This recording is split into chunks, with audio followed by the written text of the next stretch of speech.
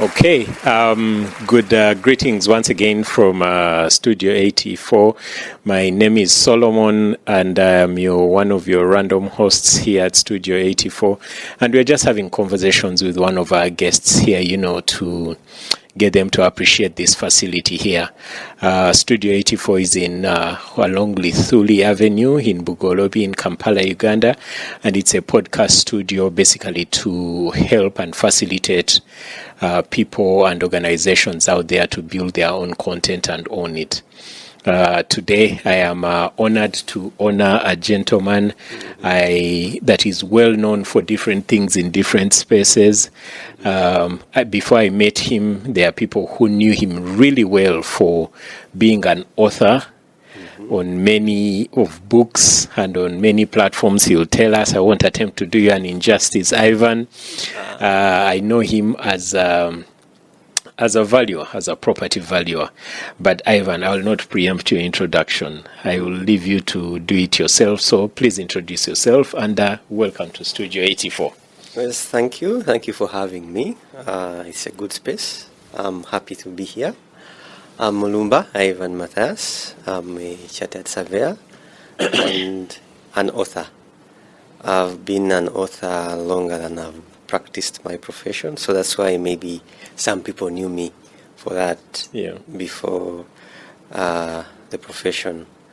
As an author, I've written 5 books. Wow. There's a novel, 2 collections of poetry, and then another revised edition of one collection of poetry.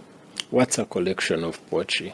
A collection of poetry has poems. Yes. Individual poems you write. Like a music album? Yes. Okay. So as a poet, I put together pieces I've written over time, and I create a book.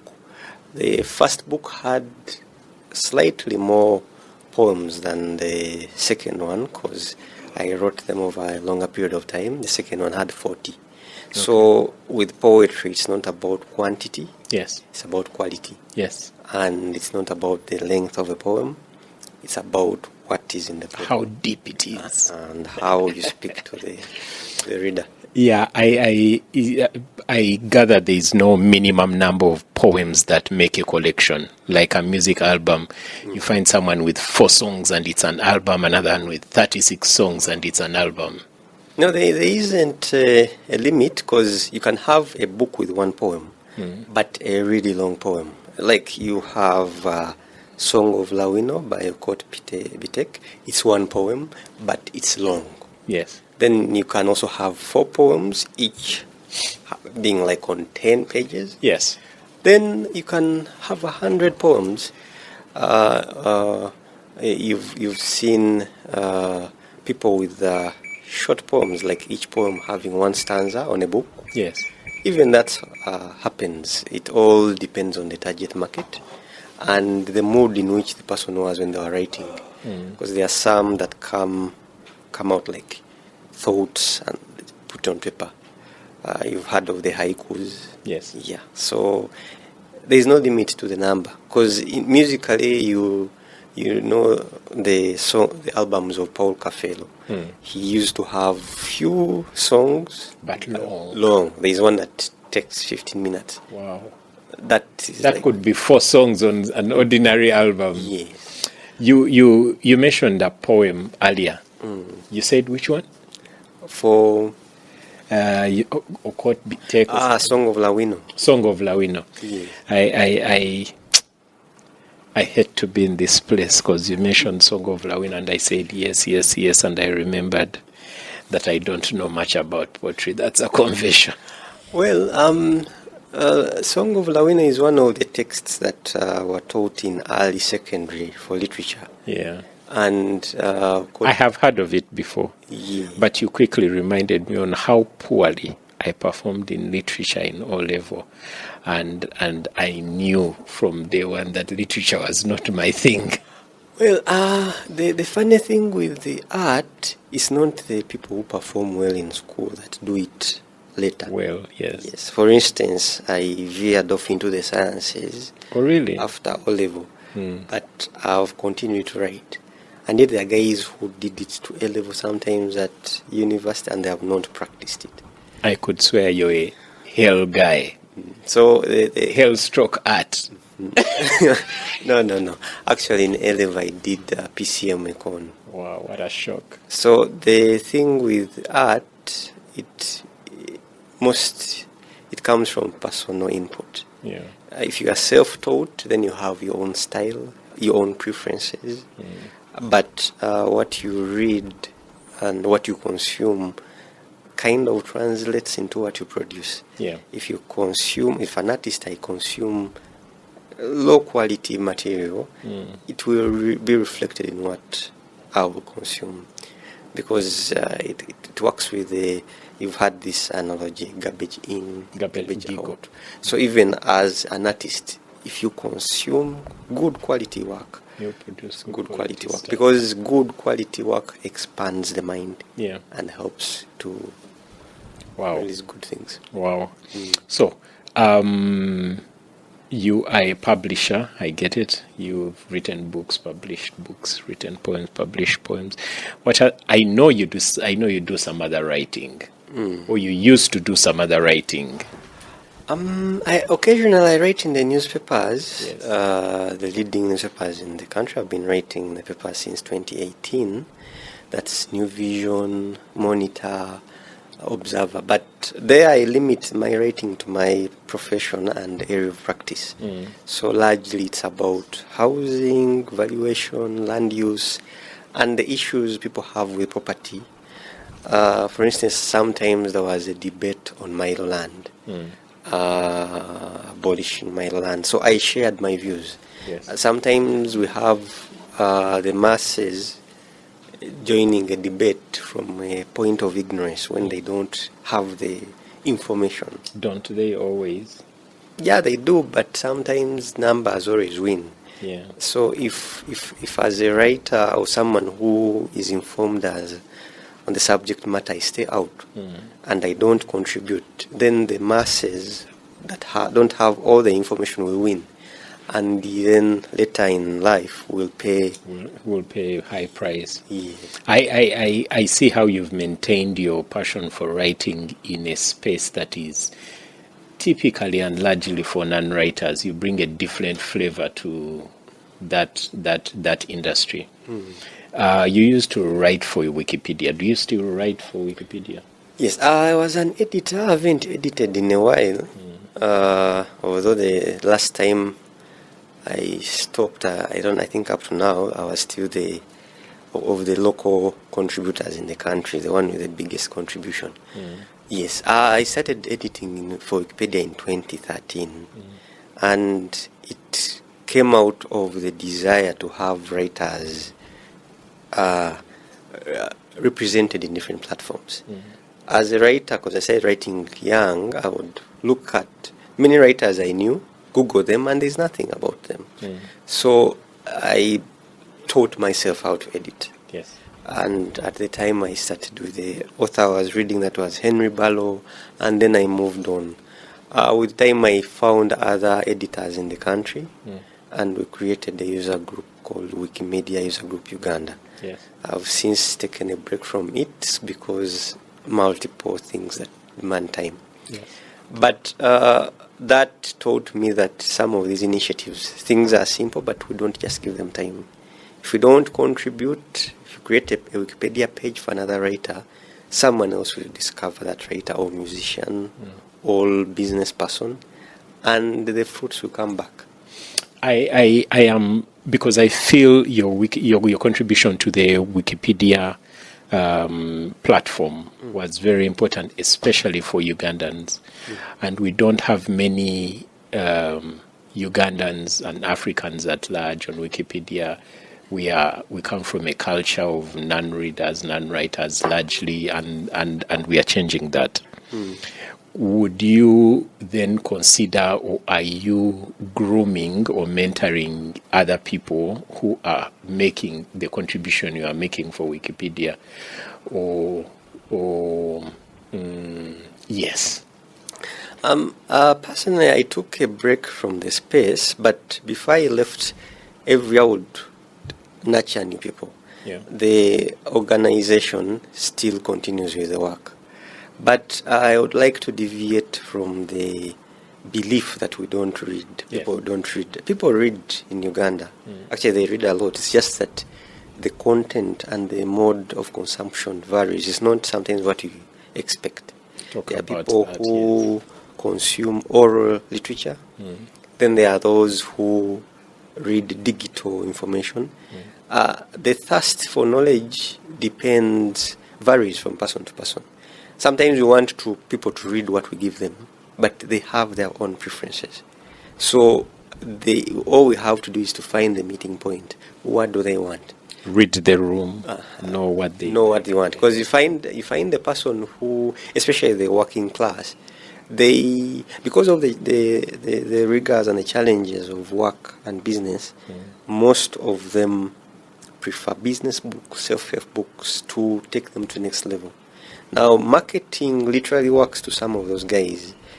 They will say no.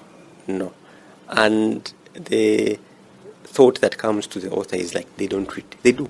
Okay. Yes. I get it. Well, just mention briefly the 5 book publications you've done.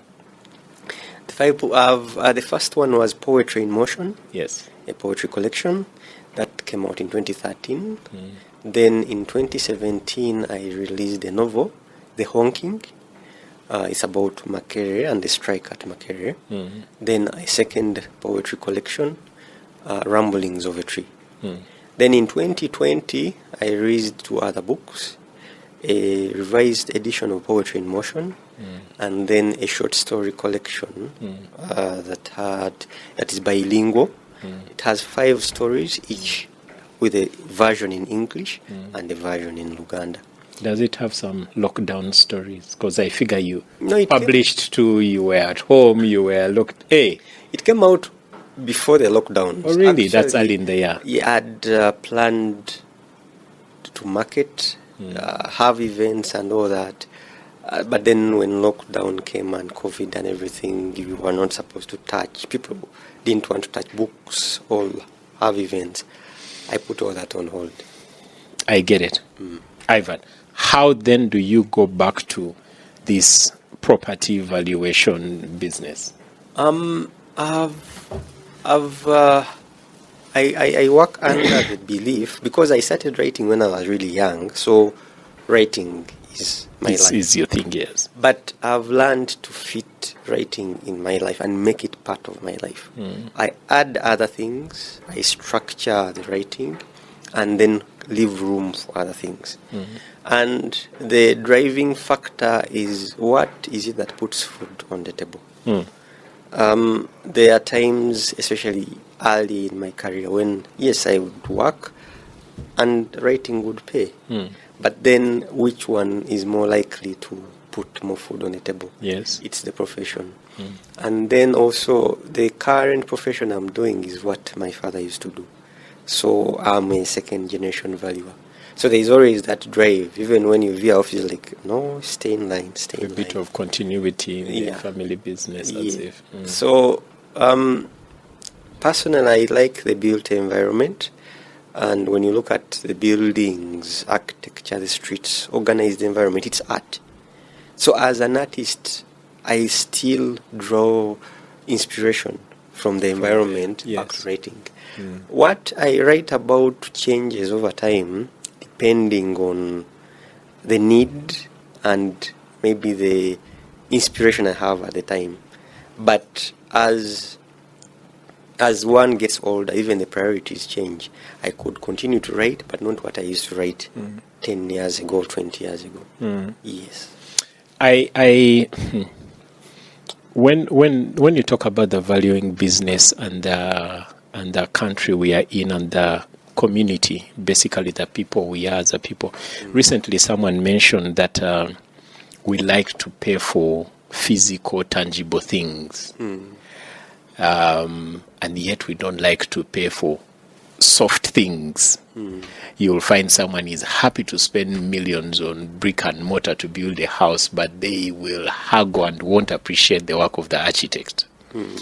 Do you face the same thing? Do you find that as a people we don't appreciate to try and pay a valuer because we think you come, you look at a building and walk away? I would rather a truck of sand. Well, we get that. The culture of hiring professionals was not passed on in the same measure from the earlier generation to this one. We are in a generation where people believe they can do everything themselves. Yes. All get everything online.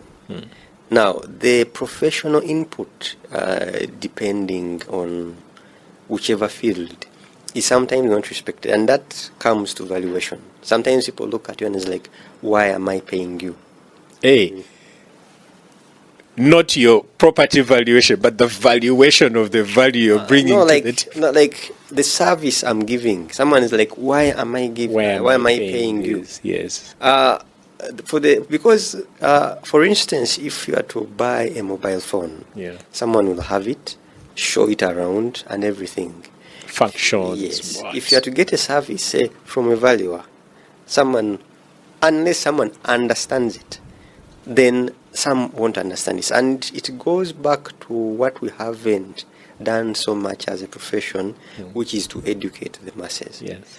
I can compare with other professions like the legal profession, where we have TV shows and all this literature about the legal profession, so that a person grows from childhood when they know about the legal profession, or a medical doctor. There are all these TV shows, there are all these books. Now, when it comes to some of our professions, it hasn't happened in equal measure.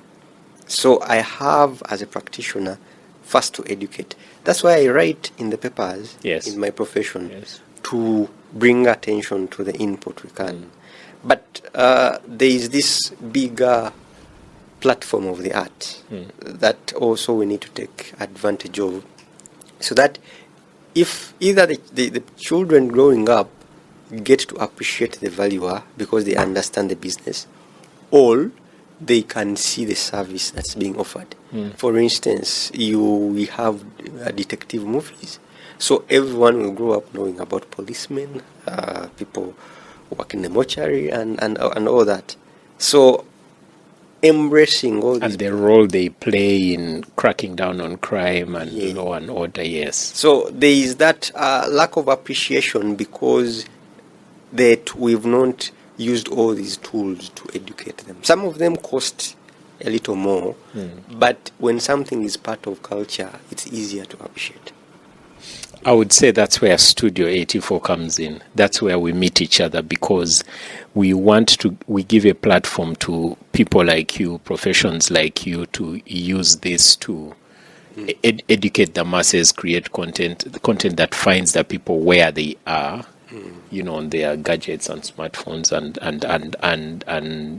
online. So I look for that. I look to having a deeper conversation in there.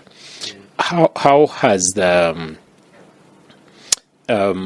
you mentioned that it was not, that culture, if I may say, was not passed on well from the generation before us. How have you dealt with that? How have you dealt with the culture of people not wanting to pay professionals? I think it starts with me. I have to first employ the services of qualified professionals out there, appreciate that, so that they also appreciate mine, and then pass it on to others. And I've talked about the aspect of educating people.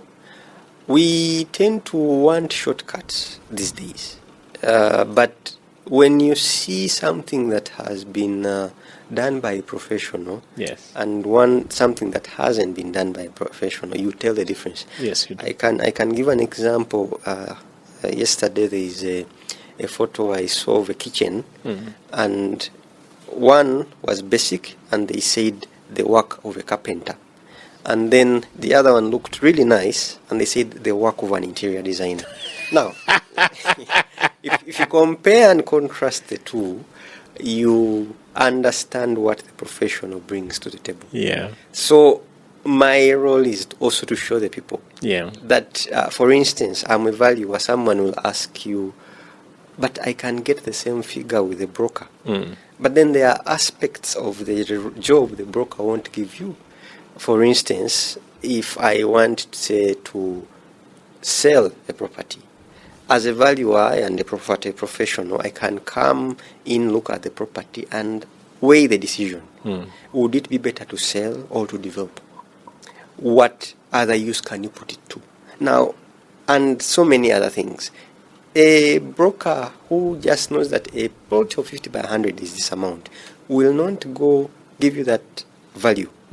So these are some of the things people need to appreciate. The other thing, some people will say, okay, you take a lot of time, maybe your things, and quite a number of things.